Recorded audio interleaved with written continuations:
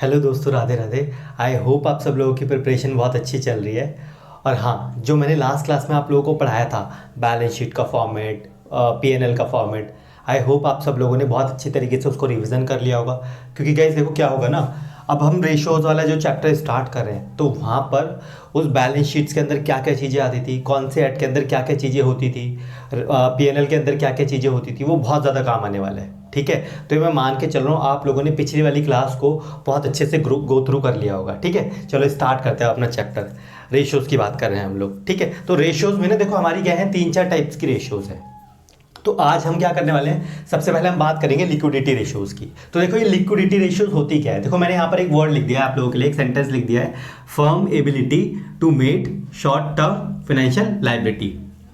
ठीक है, कि फर्म की क्या एबिलिटी है कि वो मीट कर सके, ठीक है, अपनी शॉर्ट टर्म फाइनेंशियल लायबिलिटीज़ को। यानी कि लिक्विडिटी रेशियोज में अभी हम क्या कर रहे हैं, अभी हम शॉर्ट टर्म की जो हमारी रेशियोज होती है ना, जो हम शॉर्ट पीरियड के लिए देखते हैं, ठीक है, शॉर्ट टर्म सॉल्वेंसी बोलते हैं उसको, अभी हम उन रेशियोज को देख रहे हैं। ठीक है, यहाँ पर हम क्या करेंगे, हमेशा शॉर्ट टर्म की बात करेंगे कि फर्म की क्या एबिलिटी है वो मीट कर पाए अपनी शॉर्ट टर्म फाइनेंशियल लायबिलिटीज़ को, कि जो उसकी शॉर्ट टर्म वाली लायबिलिटीज़ है ना, फर्म उनको कितनी अच्छी तरीके से पे ऑफ कर सकती है, कितनी जल्दी पे ऑफ कर सकती है। ठीक है, तो हम लोग लिक्विडिटी में ये बात करेंगे, इसलिए इसका नाम पड़ा है लिक्विडिटी। तो लिक्विडिटी रेशियोज में जो फर्स्ट रेशियो है हमारी वो है current ratio.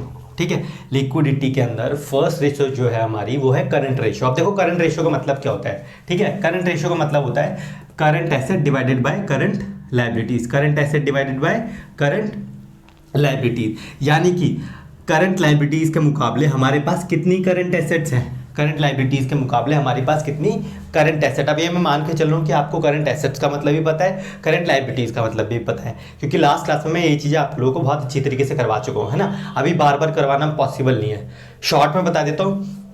Current current current वाली चीज़ों को हम क्या देखते थे, जैसे मैंने आपको ऑपरेटिंग साइकिल पढ़ाया था ना, ठीक है, कि 12 मंथ वाला हम क्राइटेरिया देखते थे। ठीक है, कितने टाइम में हमारी पेमेंट रिलाइज हो रही है वो देखते थे। अभी शॉर्ट में मान के चलो कि जिनकी पेमेंट या फिर जिनसे कैश हमको 12 महीने के अंदर मिल जाता है, ठीक है, तो वो हमारे करंट एसेट्स में आ जाते हैं।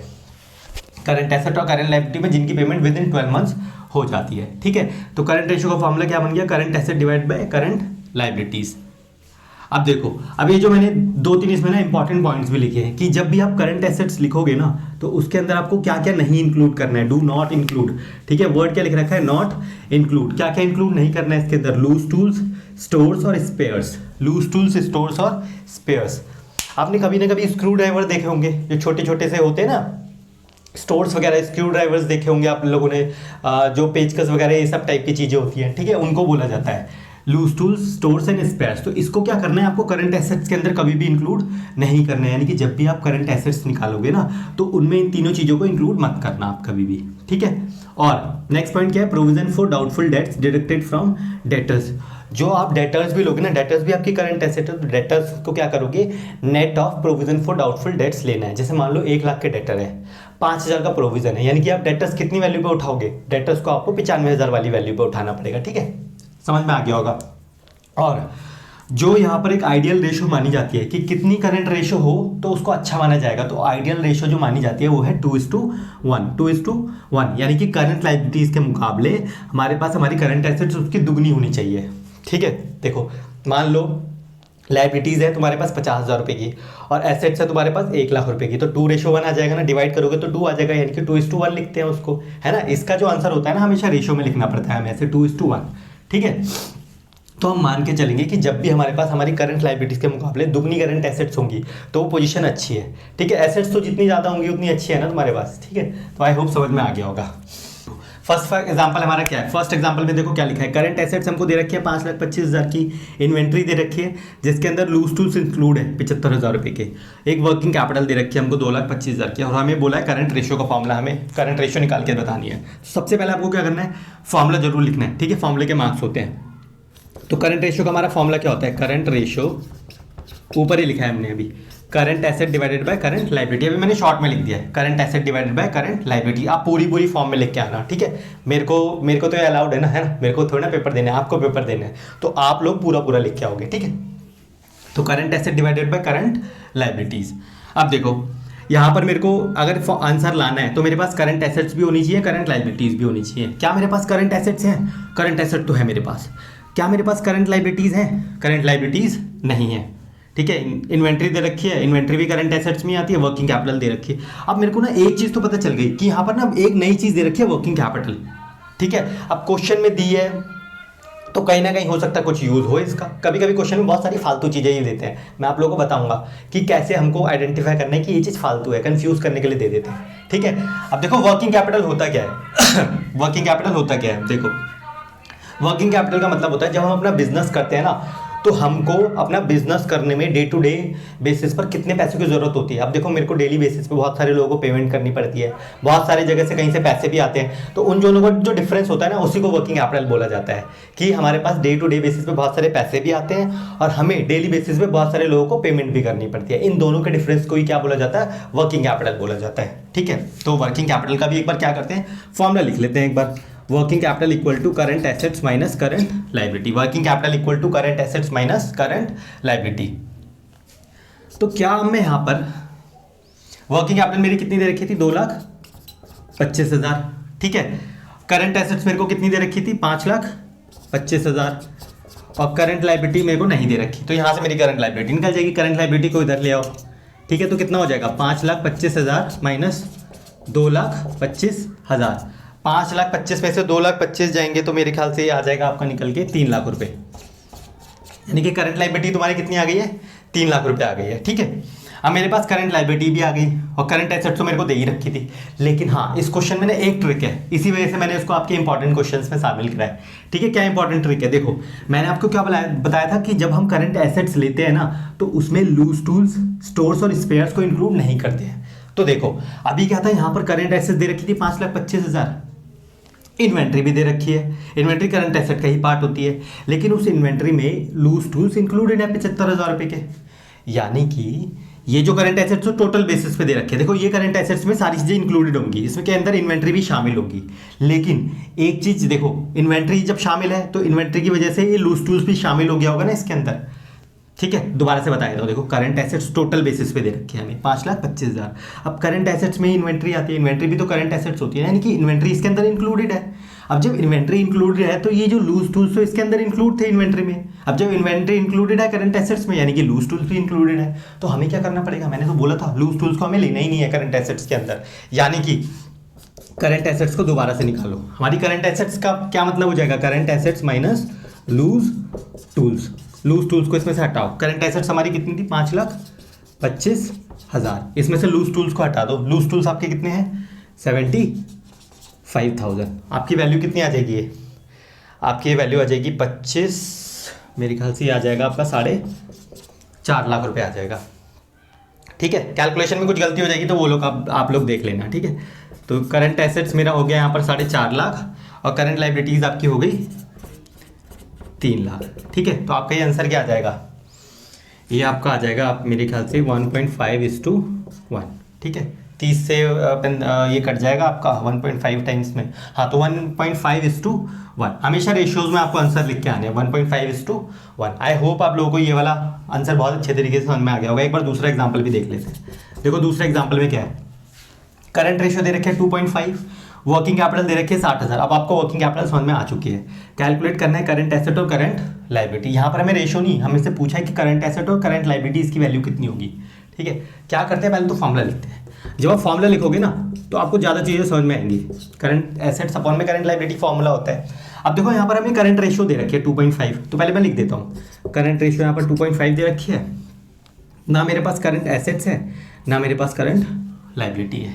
ठीक है, लेकिन देखो, कुछ सी के नीचे कुछ नहीं होता तो 1 लगा देते हैं हम लोग। अब इसका मतलब क्या है? करंट रेशियो देने का मतलब क्या था कि देखो, करंट लाइबिलिटी अगर मेरी 1 है तो करंट एसेट्स मेरी कितनी हो जाएंगी? 2.5, यानी कि करंट लाइबिलिटी का 2.5 गुना है करंट एसेट्स।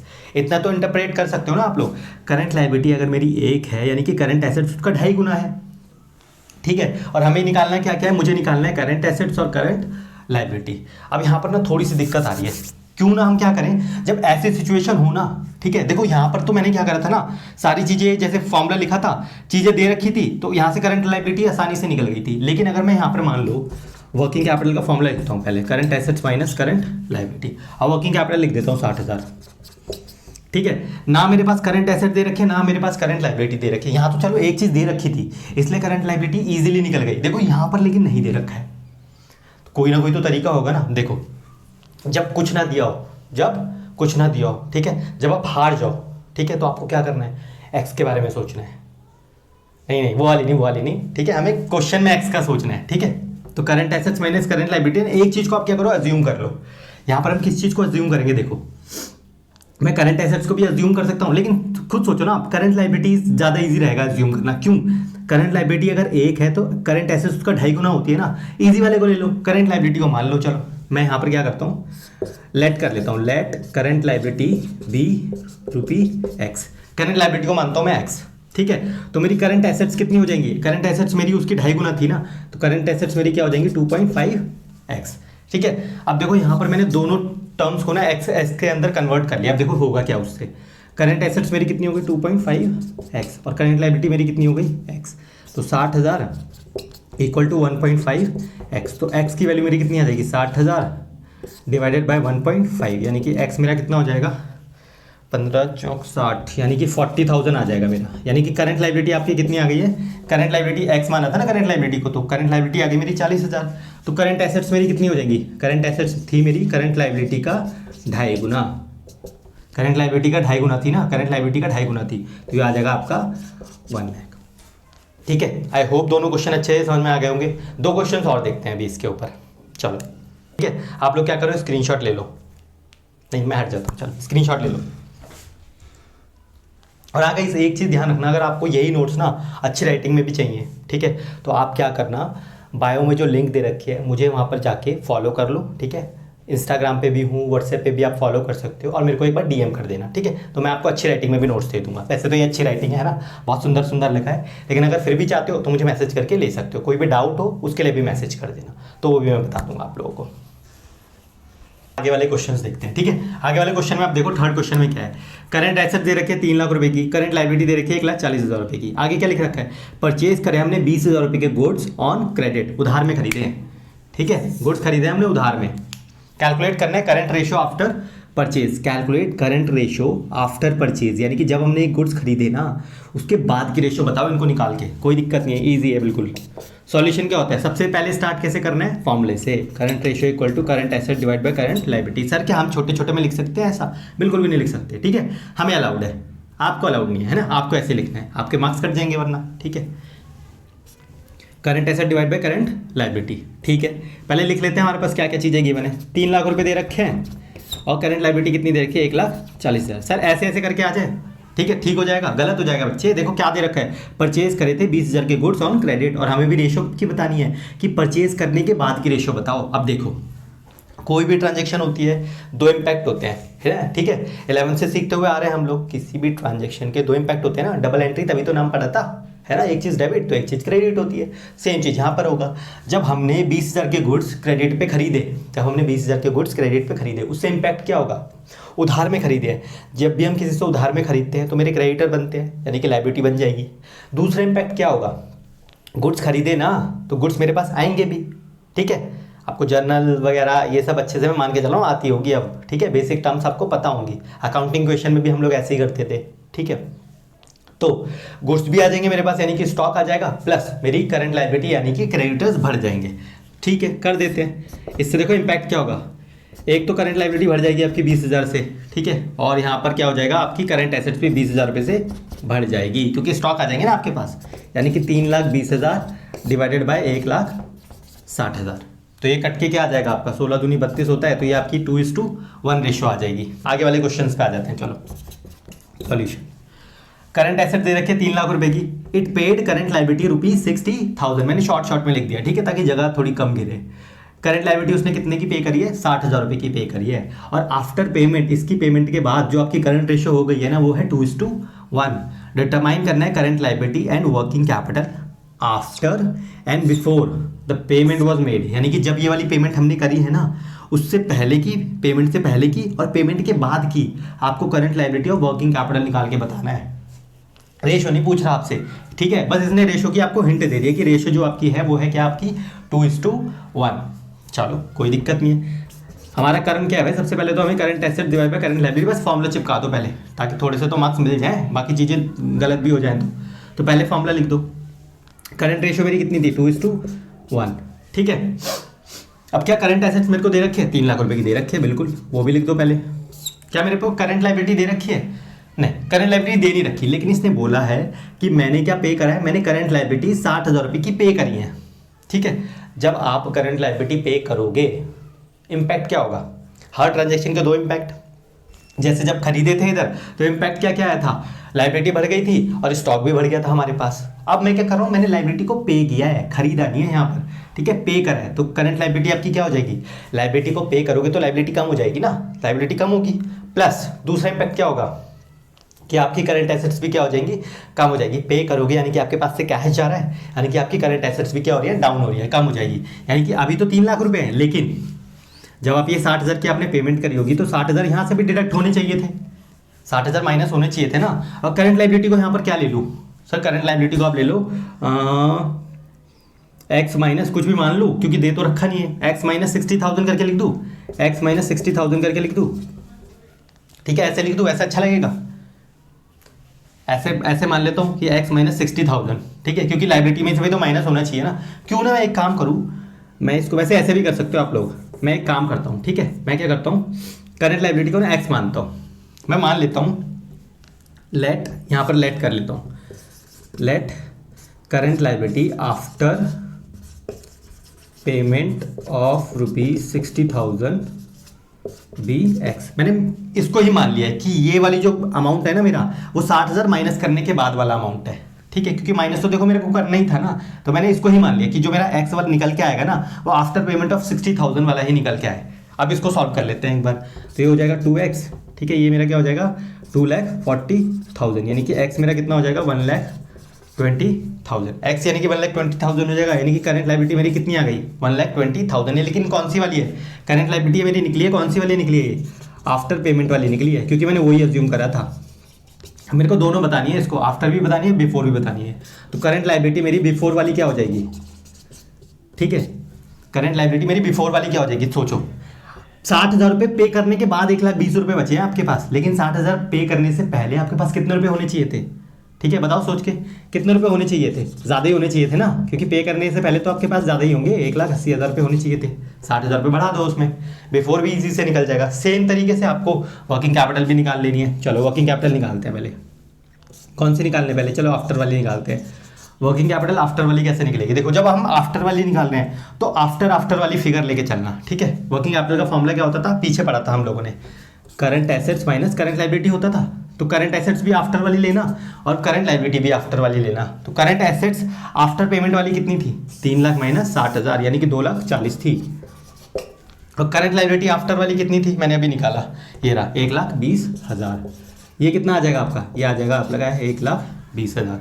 और वर्किंग कैपिटल अगर बिफोर वाली मैं निकालना चाहूँ वो कितनी होगी, तो बिफोर वाली फिगर उठा लूँ, ठीक है। अभी मैंने करंट एसेट्स कितनी उठाई थी, 2,40,000, क्योंकि आफ्टर पेमेंट वाली देख रहा था मैं। अब मेरे को बिफोर वाली देखनी है, तो बिफोर वाली तो यही होगी 3 लाख माइनस करंट लायबिलिटी मेरी बिफोर वाली कितनी थी, करंट लायबिलिटी बिफोर वाली थी मेरी 1,80,000, तो ये भी मेरा कितना आ जाएगा 1,20,000।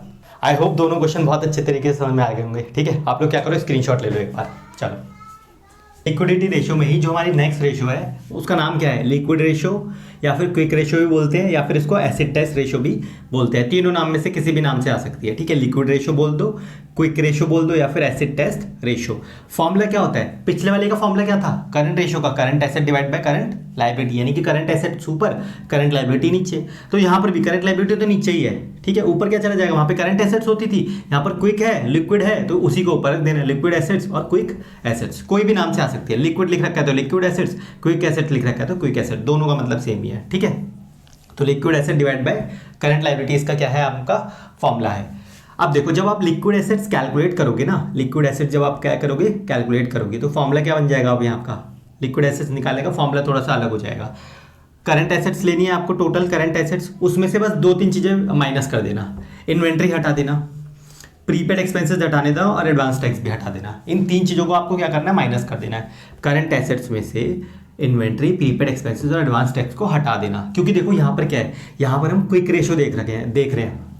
करंट रेशो में क्या होता था, 12 महीने से जो कम में आपकी कन्वर्ट हो जाती थी, ठीक है, फिर आप लाइबिलिटी को पेमेंट कर दो, उन्हीं के बीच की रेशो थी ना। करंट एसेट्स और करंट लाइबिलिटी था ना, कि करंट एसेट्स और करंट लाइबिलिटी के बीच में क्या रेशो है। यहाँ पर हम करंट एसेट्स और करंट लाइबिलिटी के बीच की वो नहीं देख रहे, यहाँ पर हम देख रहे हैं क्विक एसेट्स और करंट लाइबिलिटी के बीच की क्या रेशो है। तो क्विक एसेट्स कैसे निकलती हैं, ऐसी एसेट्स जो करंट एसेट्स से भी जल्दी कैश में कन्वर्ट हो जाए। तो करंट एसेट्स उठा लो, इन्वेंटरी को क्या है ना, थोड़ा टाइम लगता है कैश में कन्वर्ट होने में, ठीक है। और प्रीपेड एक्सपेंसेस और एडवांस टैक्स तो एडवांस वाली चीज़ें, ठीक है, इनको तो वैसे भी हमें हटाना ही है। तो ये वाले रीजंस थे, इन तीनों को हटा दो तो बाकी आपकी क्या निकल के आ जाएगी, लिक्विड एसेट्स बोल दो या फिर क्विक एसेट्स बोल दो, ठीक है, मतलब एक ही है उनका। आंसर्स पे आ जाते हैं, चलो सॉल्यूशंस करते हैं।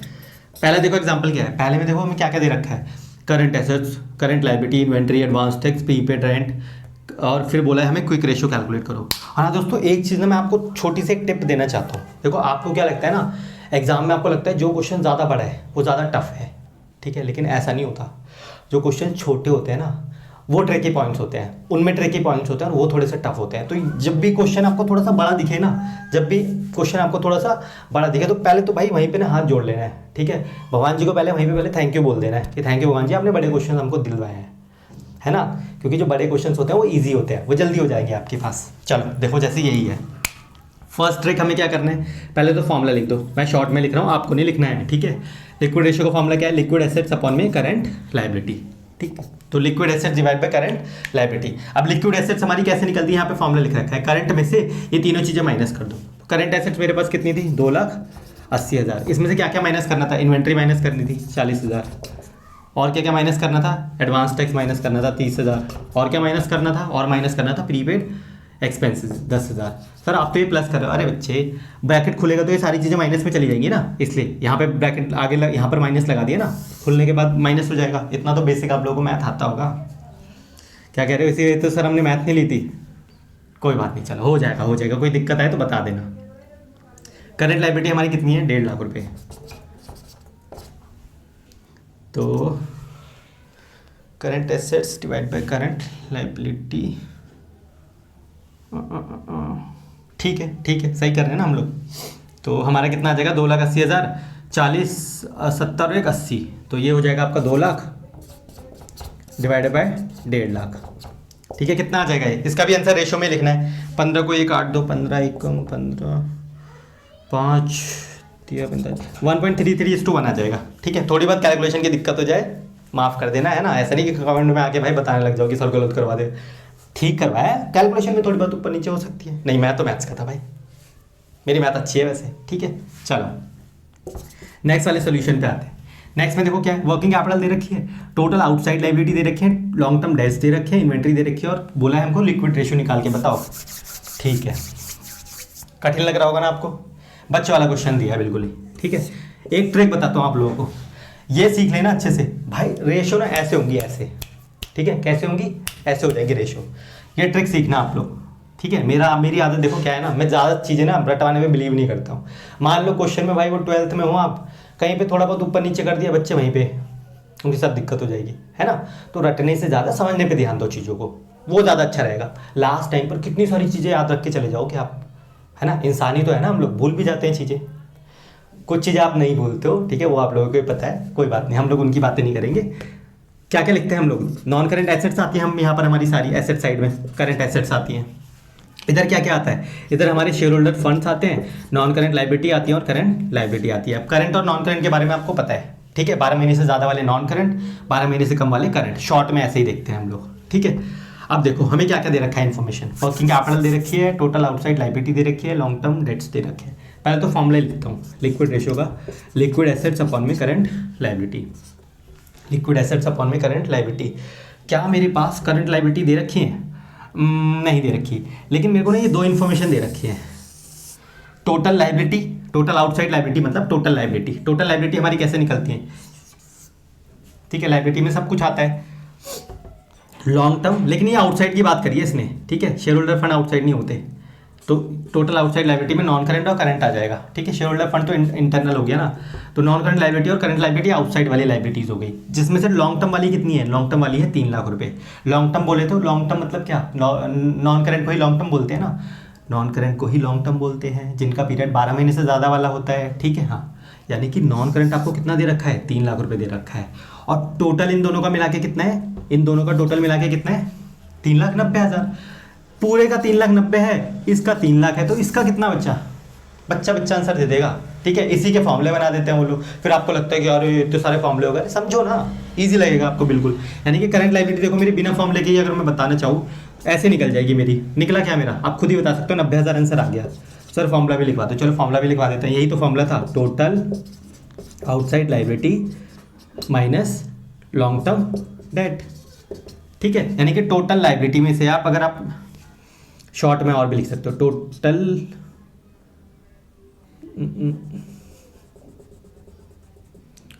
टोटल आउटसाइड लायबिलिटी में से लॉन्ग टर्म वाले को आप लिख लो नॉन करंट लायबिलिटी। यानी कि टोटल में से अगर आप नॉन करंट हटाओगे तो करंट बच जाएगा ना आपका, तो 90,000 आपका आंसर आ जाएगा, ठीक है। करंट लायबिलिटी निकल गई 90,000। हमें क्या चाहिए, लिक्विड एसेट्स चाहिए, ठीक है। लिक्विड एसेट्स कैसे निकालें, तो मैंने अभी बताया था आप लोगों को लिक्विड एसेट्स निकालने का फॉर्मूला, लेकिन पहले आपको क्या निकालनी पड़ेगी, वर्किंग कैपिटल दे रखी है ना, वर्किंग कैपिटल के फॉर्मूले को यूज़ करते हैं, current assets minus current liability. 1,80,000 current assets आपको नहीं दे रखी हैं, कोई नहीं, निकाल लेते हैं। करंट लायबिलिटी निकल जाएगी, 90,000 यहाँ से निकाली हमने, तो करंट एसेट्स आपकी कितनी आ जाएंगी, ये प्लस हो जाएगा वहाँ पर जाके, तो ये हो जाएगा 2,70,000। करंट एसेट्स हो गई 2,70,000, लेकिन मेरे को क्या चाहिए, मेरे को लिक्विड एसेट्स चाहिए। तो करंट एसेट्स 2,70,000 थी, ठीक है। उसमें से क्या क्या माइनस करते हैं, लिक्विड निकल के, इन्वेंट्री, प्रीपेड, और ये चीज़ों तो नहीं दे रखी, जीरो मान लो, इन्वेंट्री दे रखी है, माइनस कर दो, ठीक है। 2,70,000 में से 90 गए, 2,70,000 में से 90 जाएंगे, 70 जाएंगे तो 2 लाख हो जाएगा, 1,80,000 हो जाएगा। ये लिक्विड एसेट्स कितनी हो गई, 1,80,000। यानी कि आपका आंसर यहाँ पर क्या आ जाएगा, लिक्विड एसेट्स हो गई आपकी 1,80,000, और करंट लायबिलिटी आपकी कितनी हो गई है, करंट लायबिलिटी हो गई आपकी 90,000। तो ये आपका आना चाहिए 2:1, ठीक है। इजी लगा ना, चलो ले लो, स्क्रीनशॉट ले लो। चलो पिछले वाले क्वेश्चन आपको अच्छे तरीके से समझ में आ गए होंगे, है ना। तो एक दो क्वेश्चन और देख लेते हैं। सर हमें ना एक्स वाला करवा दो, एक्स वाला करवा दो। चलो मैं तो करवा दूंगा भाई, लेकिन रोना नहीं है, ठीक है। आपको करना है एक्स वाला, करवा देते हैं। चलो एक्स वाला सॉल्यूशन देखो क्या है, करंट रेशियो दे रखे 4.5:1, लिक्विड रेशियो दे रखे 3:1, इन्वेंट्री दे रखे 3 लाख, हमें करंट लायबिलिटी निकालनी है, करंट एसेट निकालनी है, और क्विक एसेट्स निकालनी है। तो करंट रेशियो का फॉर्मूला क्या होता है, current asset divide by current liability. Liquid ratio का फॉर्मूला क्या होता है, liquid assets divided by current liability, ठीक है। यही होता है ना फॉर्मूले। करंट रेशियो का मतलब 4.5:1। तो करंट एसेट्स, अगर मेरी लायबिलिटी देखो कुछ नहीं दे रखा है ना, करंट एसेट दे रखी है ना, करंट लायबिलिटी दे रखी है, तो मैंने बोला था जहाँ पर कुछ नहीं दे रखा तो वहाँ पर एक्सेस ज्यूम कर लेना, ठीक है। यहाँ पर दिक्कत है ना, बस इन्वेंट्री तो दे रखी है, इन्वेंट्री का क्या यूज़ करोगे, इन्वेंट्री यहाँ पर यूज़ हो जाएगी लिक्विड एसेट्स वाले में। इसमें देखते हैं पहले, चलो एक चीज़ एज्यूम कर लेते हैं, क्या एज्यूम करें जो ईजी हो। करंट लायबिलिटी देखो, अगर मेरी 1 होगी, करंट लायबिलिटी अगर मेरी 1 है तो करंट एसेट्स मेरी कितनी हो जाएगी, उसका 4.5 गुना। यानी कि करंट लायबिलिटी को अगर आप एक्स मान लोगे तो करंट एसेट्स आपकी कितनी हो जाएंगी, ठीक है। अभी मत मानो, ठीक है, ऐसे ही रहने दो, करंट लायबिलिटी और करंट एसेट्स, ठीक है। Let current liability B X मान लिया मैंने करंट लायबिलिटी को, ठीक है। तो ये मेरा कितना आ जाएगा, 4.5x इक्वल टू मेरा क्या हो जाएगा, करंट एसेट्स। यानी कि करंट एसेट्स आपकी क्या हो जाएंगे फिर, 4.5 गुना है लायबिलिटी का, करंट लायबिलिटी का 4.5 गुना था ना करंट एसेट्स, तो करंट एसेट्स यहाँ से निकल गई। सेम चीज़ लिक्विड रेशियो हमारी कितनी है, 3:1, ठीक है। इसका मतलब क्या है कि करंट लायबिलिटी अगर 1 है तो लिक्विड एसेट्स मेरी कितनी हो जाएंगी, उसका 3 गुना हो जाएंगी, ठीक है। करंट लायबिलिटी अगर मेरी x है तो लिक्विड एसेट्स मेरी क्या हो जाएंगी, उसका 3 गुना हो जाएंगी। यानी कि लिक्विड एसेट्स क्या हो जाएगी, 3x हो जाएगी। मेरे को लिक्विड एसेट्स का भी बन गया इक्वेशन, करंट एसेट्स की बन गई इक्वेशन। अब मैं क्या करता हूँ, लिक्विड एसेट्स का मेरा फॉर्मूला क्या था, लिक्विड एसेट्स मेरा निकालने का फॉर्मूला था करंट एसेट्स माइनस ये सारी चीज़ें। अब मेरे को एक ही चीज़ दे रखी है, इन्वेंट्री, तो बस मैं इन्वेंट्री लिख देता हूँ, ठीक है। लिक्विड एसेट्स मेरी कितनी 3x, करंट एसेट्स मेरी कितनी 4.5x माइनस इन्वेंट्री मेरा कितना, इन्वेंट्री है 3 लाख रुपए, ठीक है। अब 3x को इधर ले जाओ, इन्वेंट्री को इधर ले आओ, तो ये हो जाएगा आपका 1.5x, क्योंकि 4.5 में से 3 जाएगा तो 1.5x बचेगा, और ये आपका 3 लाख हो जाएगा। तो x कितना आ जाएगा आपका 15 दूनी, ये आ जाएगा आपका 2 लाख रुपए, ठीक है, यानी कि करंट लाइबिलिटी को माना था ना आपने एक्स, तो करंट लाइबिलिटी यानी कि एक्स आपका कितना निकल के आ गया, यहाँ पर करंट लाइबिलिटी को एक्स माना था, करंट लाइबिलिटी मेरी निकल गई 2 लाख रुपए। करंट लाइबिलिटी अगर 2 लाख है तो करंट एसेट्स मेरी कितनी हो जाएंगी, करंट एसेट्स उसका 4.5 गुना थी, तो 2 लाख इंटू 4.5 तो 45 दूनी 90, तो ये आ जाएगा आपका 9 लाख। देखो ना करंट एसेट्स की इक्वेशन क्या थी, करंट लाइबिलिटी का 4.5 गुना, तो करंट लाइबिलिटी का 4.5 गुना कर दिया। लिक्विड एसेट्स कितनी निकल जाएंगी आपकी, लिक्विड एसेट्स थी 3 टाइम करंट लाइबिलिटी का, तो 2 लाख इंटू 3, तो ये आ जाएगा आपका 6 लाख। ठीक है, इजी, समझ में आ गया होगा। एक और क्वेश्चन देख लेते हैं। अब देखो अगेन बड़ा क्वेश्चन दे दिया ना, क्या बोला है मैंने, जैसे ही बड़ा क्वेश्चन दिखे भाई भगवान जी को पहले से थैंक यू बोल देना आप लोगों को, ठीक है, क्योंकि बड़े क्वेश्चन ही ईजी होते हैं। सॉल्यूशन पे आते हैं। क्या क्या दे रखा है, देखो टोटल आउटसाइड डेट दे रखे हैं, टोटल एसेट दे रखी है, फिक्स्ड एसेट दे रखी है, नॉन करेंट इन्वेस्टमेंट दे रखी है, लॉन्ग टर्म बोरिंग्स दे रखा है, long term provision, long term. तो लॉन्ग टर्म वाली क्या चीज़ें होती है, नॉन करेंट होती है नॉन करेंट वाली, तो ठीक है, लॉन्ग टर्म मतलब नॉन करेंट, ठीक है। Total assets, fixed assets, non current investment, ठीक है, ये सब नॉन करंट हो गया। ये तो नॉन करंट ऑलरेडी है ही है, ये भी नॉन करंट है, फिक्स्ड एसेट नॉन करंट होती है, ये भी नॉन करंट है, बाकी ये तो नॉन करंट थे ही। और टोटल आउटसाइड डेट दे रखा है। कहाँ से स्टार्ट करें, चलो पहले मैं क्या करता हूँ, मैंने आपको एक जो ट्रिक बताई थी, ट्रिक में क्या था, मैंने बोला था कि बैलेंस शीट बना लिया करो। बैलेंस शीट में देखो क्या, सबसे पहले आती है नॉन करंट एसेट्स, और फिर क्या आती है करंट एसेट्स, फिर हमारी टोटल एसेट्स निकलती है। यहाँ पर क्या आता है, share holder fund, non current liability और करंट लाइबिलिटी, ठीक है, फिर ये टोटल आता है ऐसे, ठीक है। तो यहाँ पर देखो मेरे को टोटल एसेट्स दे रखी है, यानी कि ये वाली चीज़ें दे रखी है हमको, ये वाली क्वेश्चन में गिवन है। अगर मैं टोटल में से नॉन करंट की भी तो मेरे को फिगर दे रखी है बहुत सारी, अगर मैं टोटल में से नॉन करंट को घटा दूँ तो मेरे पास क्या बचेगा, करंट एसेट्स बचेगा। चलो एक चीज़ तो समझ में आ गई, तो करंट एसेट्स मेरी कैसे निकल जाएंगी, total asset minus non current asset, ठीक है। अब ये फॉर्मूले ऐसा नहीं कि यहीं से तो बने हैं, आप ये चीज़ समझो ना, ईजी लगेगा फिर सब कुछ। टोटल एसेट मेरी कितनी हो जाएगी, टोटल एसेट्स गिवन है 19,20,000 माइनस नॉन करंट में देखो क्या क्या चीज़ें दे रखी हैं आपको। एक तो आपकी नॉन करंट में होगी फिक्स्ड एसेट 7,20,000 की, और क्या क्या है, long term borrowing, long term provision, long term loans and advances. अब देखो यहीं पे बच्चे ने क्या करेंगे, इसको लाइबिलिटी मान लेंगे। Long term loans and advances दे रखे हैं आपको, यानी कि आपने क्या करे, एडवांसेस सामने वाले को दिए हैं, लिए होते तो लाइबिलिटी होता, दिए हैं, एसेट है ये 1,20,000। और कोई दे रखा है क्या, फिक्स्ड एसेट्स हो गया, नॉन करेंट इन्वेस्टमेंट 1,20,000, ठीक है। कितना हो जाएगा ये, 7,20,000, 12 दूनी 24, 24 7 20 9 60, आई गेस 960 आना चाहिए, ठीक है। थोड़ा बहुत ऊपर नीचे हो जाएगा तो देख लेना। तो करंट एसेट्स मेरी कितनी निकल गई, 960 निकल गई, ठीक है। इसके बाद अगर मैं लिक्विड एसेट्स निकाल सकता हूँ क्या, लिक्विड में क्या होता है 960, करंट एसेट्स ले लेते हैं हम लोग, और उसमें से हम माइनस क्या कर देते हैं, इन्वेंट्री और प्रीपेड एक्सपेंसेस, दो चीज़ें दे रखी हैं तो माइनस कर दो, 2,28,000 प्लस 12,000, यानी कि 960 में से 240 ही हो गया, तो 240 यानी कि 720 होना चाहिए, है ना, इतना ही आएगा। लिक्विड एसेट्स मेरी कितनी हो गई, 720 हो गई। अब मेरे को एक चीज़ और निकालनी है इस क्वेश्चन में, अच्छा मैंने लिखा नहीं है, मेरे को करंट एसेट्स, लिक्विड एसेट्स और मेरे को क्या निकालनी थी, करंट लायबिलिटी निकालनी थी इस क्वेश्चन में, ठीक है। मैं लिख देता हूँ यहाँ पर, करंट एसेट्स, लिक्विड एसेट्स और करंट लायबिलिटी, ये तीनों चीज़ें आपको फाइंड करनी है इस क्वेश्चन में, ठीक है। करंट लायबिलिटी भी निकाल लेते हैं। अब करंट लायबिलिटी देखो कैसे निकलेगी, यहीं पे आ जाते हैं। मेरे को क्या टोटल आउटसाइड डेट दे रखे हैं, पिछले क्वेश्चन में भी हम लोगों ने अभी देखा था इस तरीके से। टोटल डेट मतलब ये चीज़ें दे रखी है दोनों मिला के 14,40,000। अगर मैं टोटल में से, इस टोटल में से, इन दोनों के टोटल में से अगर मैं नॉन करंट वाली चीज़ें माइनस कर दूँ तो मेरी करंट वाली चीज़ें बच जाएंगी ना, यही सीखा था ना हमने, यानी कि 14,40,000। फॉर्मूला इसका ऑलरेडी मैं पीछे लिखवा चुका हूँ, यानी कि टोटल में से, टोटल आउटसाइड में से अगर मैं नॉन करंट वाली चीज़ें, इसके टोटल में से, इन दोनों के टोटल में से अगर मैं नॉन करंट वाली हटा दूँ तो बचेगा क्या, करंट वाला ना। तो टोटल में से नॉन करंट वाला हटा रहा हूँ। नॉन करंट में क्या क्या है, लॉन्ग टर्म बोरिंग है 4,80,000 और लॉन्ग टर्म प्रोविजन है 4,80,000। इसके अलावा कोई और चीज़ है क्या, इसके अलावा मेरे ख्याल से लाइबिलिटी में और कुछ नहीं है चीज़ें, ठीक है। 4,80 4,80, 4 दूनी 8, 8 16, 9,60,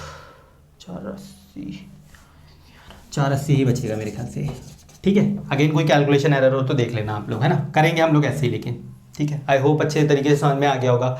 रेशोज़ में आज हमने लिक्विडिटीज़ रेशो जितनी भी थी ना, उसके सारे क्वेश्चन अच्छे से कर लिए हैं। आप लोग अच्छे तरीके से इसको रिवाइज कर लेना, जो ये मैंने ट्रिक बताई है ना, ठीक है, इसको अच्छे से ध्यान रखना बच्चे। देखो यही ना आपके एग्जाम में काम आएगी।